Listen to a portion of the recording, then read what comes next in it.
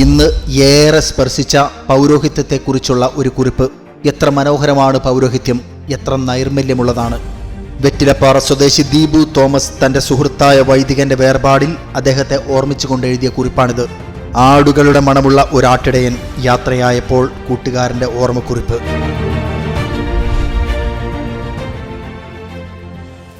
അപ്പോഴൊന്നും അച്ഛന് പേടി തോന്നിയില്ലേ? ഞാൻ എന്തിനു പേടിക്കണമടാ? ജനിച്ചാൽ ഒരു ദിവസം മരിക്കും, അതൊരു പ്രകൃതി നിയമമാണ്. ദൈവം നമ്മെ ഏൽപ്പിച്ചിരിക്കുന്ന ദൗത്യം പൂർത്തിയായി എന്ന് അങ്ങേർക്ക് തോന്നിക്കഴിഞ്ഞാൽ അങ്ങേരെ നമ്മളെ തിരിച്ചു വിളിക്കും. അപ്പോൾ ഒരു മടിയും കൂടാതെ തിരിച്ചു ചെല്ലുക, അത്രമാത്രമേ ഉള്ളൂ. ചിരിക്കുമ്പോൾ ചെറുതായി പോകുന്ന തൻ്റെ കണ്ണിറുക്കി ചിരിച്ച് ജേക്കബ് അച്ഛൻ പറഞ്ഞു നിർത്തി. ഏതാണ്ട് 10 വർഷങ്ങൾക്ക് മുന്നെയാണ് ഒരു വൈകുന്നേരം കയ്യിൽ ഒരു ചെറിയ ഹാൻഡി ക്യാമറയുമായി അച്ഛൻ വീട്ടിലേക്ക് കയറി വന്നു. ഡാ, ഇതൊന്ന് നോക്കിക്കേ, ഒരു ഫ്രണ്ട് ഗിഫ്റ്റ് തന്നതാണ്. എനിക്കതിൻ്റെ ടെക്നോളജി ഒന്നും അറിയില്ല. ഞാൻ ക്യാമറ എടുത്തു നോക്കുമ്പോൾ ബാറ്ററി ചാർജില്ല. അത് ചാർജ് ചെയ്യുന്ന സമയത്തിനിടെ ഞാൻ അച്ഛനോട് അച്ഛൻ സേവനം അനുഷ്ഠിച്ചു കൊണ്ടിരുന്ന ആഫ്രിക്കയിലെ വിശേഷങ്ങൾ ചോദിച്ചു. ഒരുപാട് അനുഭവങ്ങൾ അച്ഛൻ പറഞ്ഞു തീർത്തു. അവസാനം നമ്മളെല്ലാ പ്രവാസികളോടും പതിവായി ചോദിക്കുന്ന ഒരു ചോദ്യമുണ്ടല്ലോ, അത് വീണു എൻ്റെ കയ്യിൽ നിന്നും. അച്ഛാ, ഇനി എന്നാ തിരിച്ചു പോകുന്നത് ആഫ്രിക്കയിലേക്ക്? ഞാൻ ഇനി ഉടനെ അങ്ങോട്ടില്ലടാ. അവിടെ എനിക്ക് ചെറിയൊരു അപകടമുണ്ടായി. കുറച്ചു കാലം ഹോസ്പിറ്റലിലൊക്കെ ആയിരുന്നു. കുറച്ച് ട്രീറ്റ്മെൻറ്റ് ബാക്കിയുണ്ട്, അത് കഴിഞ്ഞു പോകണം. അപകടമോ എന്ന് വെച്ചാൽ വണ്ടി വല്ലതും ഇടിച്ചോ? ഹേയ്, വണ്ടി ഇടിച്ചതൊന്നുമല്ല. അതല്ലടാ, കുറച്ചു പേരെ എന്നെ ചെറുതായിട്ടൊന്ന് തട്ടിക്കൊണ്ടുപോയി. തട്ടിക്കൊണ്ടുപോവുകയോ? എങ്ങനെ? വാർത്തകളിൽ വായിച്ചു മാത്രം പരിചയമുള്ള തട്ടിക്കൊണ്ടുപോകൽ കേൾക്കാൻ എനിക്ക് ആകാംക്ഷ മൂത്തു. പിന്നീട് അച്ഛൻ എന്നോട് പറഞ്ഞു വെച്ചത് വാർത്തകളിൽ കണ്ടിട്ടുള്ള, പത്രങ്ങളിൽ വായിച്ചു മാത്രം അനുഭവമുള്ള, കഥയെന്ന് തോന്നുന്ന അനുഭവത്തിന് നേർസാക്ഷ്യമായിരുന്നു. പ്രൊവിൻഷ്യൽ ഹൗസിൽ നിന്നും ഞാൻ താമസിച്ചിരുന്ന സ്ഥലത്തേക്കുള്ള യാത്രയിലായിരുന്നു. കള്ളന്മാരുടെ ഉപദ്രവ സാധ്യതയുള്ളതുകൊണ്ട് ഒറ്റയ്ക്ക് യാത്ര ചെയ്യരുത് എന്ന് കർശന നിർദ്ദേശമുണ്ടായിരുന്നു ഞങ്ങൾക്ക്. പക്ഷേ അന്ന് കൂടെയുള്ള അച്ഛന് സുഖമില്ലാതിരുന്നതുകൊണ്ട് ഞാൻ ഒറ്റയ്ക്ക് പോവേണ്ടി വന്നു. ഹൈവേയിൽ ആളൊഴിഞ്ഞ ഒരിടമെത്തിയപ്പോൾ പെട്ടെന്ന് ഒരു വലിയ വണ്ടി വന്നു എൻ്റെ കാറിന് പിന്നിലിടിച്ചു. ആദ്യ ഇടിയിൽ തന്നെ എൻ്റെ ബാലൻസ് പോയി. വണ്ടി ഹൈവേയിൽ നിന്നും ഇറങ്ങി മണ്ണിൽ പുതഞ്ഞു നിന്നു. എന്താണ് സംഭവിക്കുന്നത് എന്ന് മനസ്സിലാകുന്നതിന് മുൻപേ വേറൊരു വണ്ടി വന്നു. അതിൽ നിന്നും കുറേ പേരിറങ്ങി. അവരുടെ കയ്യിലിരിക്കുന്നത് തോക്കാണല്ലോ എന്ന് ആലോചിച്ചപ്പോഴേക്കും കാറിൻ്റെ ചില്ല് അടിച്ചു പൊട്ടിച്ചു. ഡോർ തുറന്ന് അവർ എന്നെ വലിച്ചു പുറത്തേക്കിട്ട് കഴിഞ്ഞു. ആദ്യത്തെ ഇടി തോക്കിൻ്റെ പാത്തി വെച്ച് വയറിനായിരുന്നു എന്നെനിക്ക് ഓർമ്മയുണ്ട്. കുനിഞ്ഞു നിന്ന് എന്നെ പൊക്കിയെടുത്ത് എൻ്റെ കാറിൻ്റെ തന്നെ പിൻസീറ്റിലിട്ടു. പിന്നെ എനിക്കൊന്നും ഓർമ്മയില്ലടാ. ഇടിയോട് ഇടി ചോദിക്കുന്നത് പണമാണ്.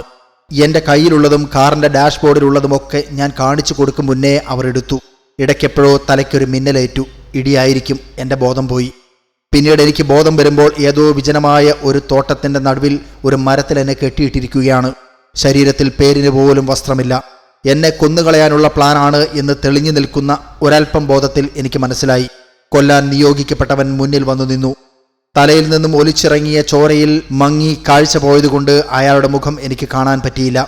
മരണത്തിന് മുന്നേയുള്ള പ്രാർത്ഥനകൾ മനസ്സിൽ ചൊല്ലി ഞാൻ നല്ല മരണത്തിന് തയ്യാറെടുത്തു. പെട്ടെന്ന് കുറച്ചു ദൂരെ നിന്നും വലിയൊരു ബഹളവും ഹോൺ നിർത്താതെ അടിക്കുന്ന ശബ്ദവും കേട്ട് എൻ്റെ മുന്നിൽ നിന്നവൻ പിന്നിലേക്ക് തിരിഞ്ഞു നോക്കുന്നത് എൻ്റെ ഓർമ്മയിലുണ്ട്. പിന്നെ ഞാൻ കണ്ണു തുറക്കുന്നത് ഹോസ്പിറ്റലിലാണ്. അവിടെ വെച്ചാണ് ഞാൻ അറിഞ്ഞത് എൻ്റെ രക്ഷകരായി വന്നത് തോട്ടത്തിലെ തൊഴിലാളികളാണ് എന്ന്. ഒരു ട്രക്ക് നിറയെ ആളുകൾ ഉണ്ടായിരുന്നത് കൊണ്ടാണ് അവർ പേടിയില്ലാതെ എന്നെ രക്ഷിക്കാൻ ആ തോക്കുധാരികൾക്കരികിലേക്ക് വന്നത് എന്നവർ പറഞ്ഞത്രേ. അല്ലെങ്കിൽ അവർ വരില്ല. വെടിവെച്ചോ വെട്ടിയോ അവർ എന്നെ കൊന്നുകളയുമായിരുന്നു. ഇവനെ പള്ളിയിലച്ഛനാവാൻ മാത്രമേ കൊള്ളൂ എന്ന് കൂട്ടുകാർ കളിയാക്കി പറഞ്ഞുകൊണ്ടിരുന്ന ഒരാൾ, എപ്പോഴും ചിരിച്ചുകൊണ്ട് മാത്രം വർത്താനം പറയുന്ന ഒരാൾ, ദുർബലൻ എന്ന് കാഴ്ചയിൽ തോന്നിപ്പിക്കുന്ന ഒരാൾ, അയാൾ കടന്നു വന്ന കഠിനമായ ഒരു ജീവിത അനുഭവത്തെ എത്ര അനായാസമാണ് അവതരിപ്പിക്കുന്നത് എന്ന് ഞാൻ ഓർത്തുപോയി. അമ്മ ഞങ്ങൾക്കുള്ള ചായയുമായി റൂമിലേക്ക് വന്നപ്പോൾ ആ സംസാരം നിന്നുപോയി. അമ്മ പോയി കഴിഞ്ഞപ്പോൾ ഞാൻ അച്ഛനോട് ചോദിച്ചു, അല്ല അച്ഛാ, ഇതൊക്കെ ഇവിടെ ആർക്കെങ്കിലും അറിയാമോ? ആർക്കും ഒന്നും അറിയില്ല. നീ ആരോടും ഒന്നും പറയണ്ട. ഇതൊക്കെ കേട്ടാൽ അമ്മച്ചി പേടിക്കും. പിന്നെ കരച്ചിലാകും, ബഹളമാകും. ഞങ്ങളുടെ സഭയുടെ പ്രവർത്തനങ്ങൾ കൂടുതലും ഇത്തരം അപകടം പിടിച്ച ഭാഗങ്ങളിലാണ്. അതുകൊണ്ട് ഞാൻ പോകാനിറങ്ങുമ്പോൾ അമ്മച്ചി ചുമ്മാ തടസ്സം പിടിക്കും. നീ ആയിട്ട് ആരോടൊന്നും പറയണ്ട. ശരിയാണ്, ഞാൻ ഓർത്തു. കുട്ടിച്ചേട്ടത്തി എന്ന് ഞങ്ങളൊക്കെ വിളിക്കുന്ന ജേക്കബ് ചേട്ടൻ്റെ പ്രിയപ്പെട്ട അമ്മച്ചി മാത്രമല്ല പേടിക്കുക. ഞങ്ങളുടെ നാട്ടിലുള്ള ഒരുപാട് അമ്മച്ചിമാരുടെ പ്രിയപ്പെട്ടവനായിരുന്നു ജേക്കബ് അച്ഛൻ. ഇതറിഞ്ഞാൽ അവരെല്ലാം പേടിക്കും. മനസ്സു നിറയെ നൈർമല്യവും മുഖം നിറയെ ചിരിയുമായി സെമിനാരിയിലെ അവധിക്കാലങ്ങളിൽ അടുത്തുള്ള എല്ലാ വീടുകളിലും ഓടിയെത്തുമായിരുന്ന ജേക്കബ് അച്ഛൻ എൻ്റെയൊക്കെ കുട്ടിക്കാലത്തെ പ്രിയപ്പെട്ട വിരുന്നുകാരനായിരുന്നു. പുരോഹിതനായ ശേഷവും തൻ്റെ പ്രവർത്തന മണ്ഡലം ഒരുപാട് ദൂരെയായിരുന്നിട്ടും കിട്ടുന്ന അവധികളിൽ വീട്ടിൽ ഓടിയെത്തുമ്പോഴൊക്കെ അയൽപക്കത്തെ അമ്മച്ചിമാരെയും അപ്പച്ചന്മാരെയും കാണാൻ, അവർക്കൊക്കെ കൊടുക്കാൻ ഒരുപാട് മധുരവുമായി എത്തുന്ന ജേക്കബ് അച്ഛൻ എല്ലാവരുടെയും പ്രിയപ്പെട്ടവനായിരുന്നു. പുറം ദേശങ്ങളിൽ മാത്രം സേവനം ചെയ്യുന്നതുകൊണ്ട് മലയാളത്തിൽ ഭംഗിയായി കുർബാന ചൊല്ലാൻ അറിയാതിരുന്ന, മലയാളം പ്രസംഗം പറയാൻ ബുദ്ധിമുട്ടിയിരുന്ന, പാട്ടുപാടാൻ തപ്പിത്തടഞ്ഞിരുന്ന ജേക്കപ്പച്ചന്റെ കുർബാനകൾ എന്നിട്ടും എല്ലാവർക്കും പ്രിയപ്പെട്ടതായിരുന്നു. കാരണം അത് നമ്മുടെ ജേക്കപ്പച്ചനല്ലേ എന്നൊരു കരുതൽ, അത് നമ്മുടെ സ്വന്തമല്ലേ എന്നൊരു തോന്നൽ. ഒടുവിൽ എല്ലാവരുടെയും പ്രിയപ്പെട്ടവനായിരുന്നവൻ, എല്ലാവരോടും സ്നേഹം മാത്രം പറഞ്ഞിരുന്നൊരാൾ. ദൈവം നമ്മെ ഏൽപ്പിച്ചിരിക്കുന്ന ദൗത്യം പൂർത്തിയായി എന്ന് അങ്ങേർക്ക് തോന്നിക്കഴിഞ്ഞാൽ അങ്ങേര് നമ്മളെ തിരിച്ചു വിളിക്കും.